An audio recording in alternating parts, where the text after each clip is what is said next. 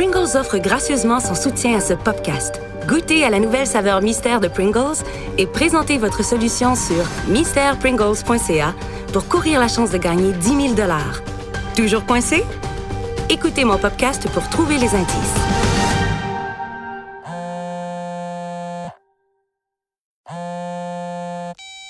Allô? Oui, qui? Vous connaissez la saveur mystère de Pringles? Mais pourquoi vous? Allô? Allô?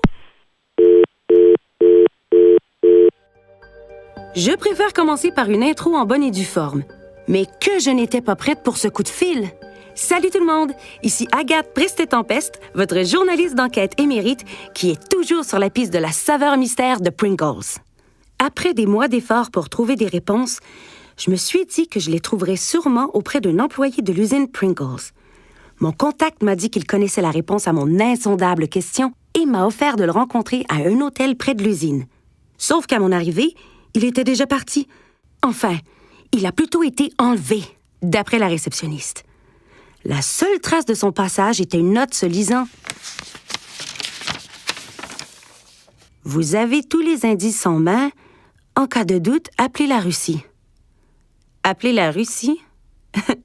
Les Russes ont la réponse maintenant? Et ça veut dire quoi?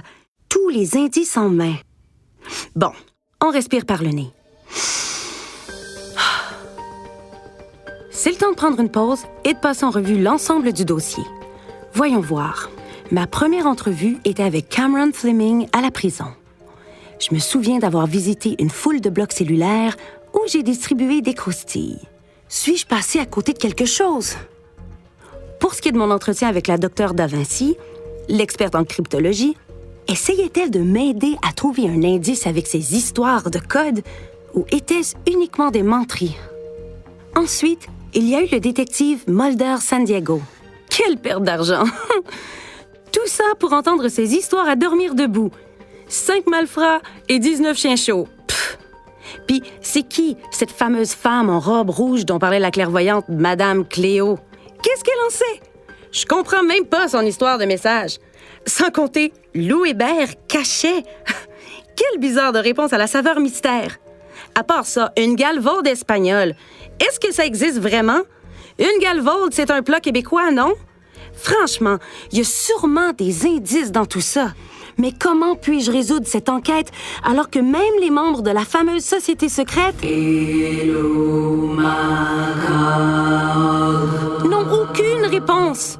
Et pour couronner le tout, il y a cet imposteur de Monsieur Pringle. Je me doutais bien que son allure était trompeuse. En plus, un vin de Madagascar qui s'appelle Tonley, ça n'existe pas? Je le sais, j'ai vérifié. Mais la Russie?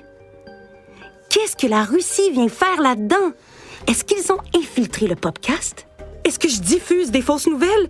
Ou bien les indices sont-ils dissimulés dans chacune des entrevues? Chers auditeurs, je sais ce que vous pensez. Agathe, c'est le dernier épisode. T'as sûrement une solution. Eh bien, comme tout grand podcast mystère qui se respecte, j'ai pas de réponse. Alors, c'est à vous de jouer. Vous, les auditeurs. J'ai réellement besoin de votre aide pour résoudre ce mystère incroyable. Rendez-vous sur mystèrepringles.ca et présentez votre solution. Non mais, sérieusement, j'ai vraiment besoin de votre aide. Allez Canada, démasquons cette saveur une fois pour toutes. Et voilà, c'était le dernier podcast d'Agathe Presté-Tempeste. Bonne chance! Ici Agathe. Avez-vous trouvé les indices dans ce résumé de tous les épisodes? Dites-moi ce que vous en pensez et essayez de deviner la saveur mystère pour courir la chance de gagner 10 000 $ sur mystèrepringles.ca.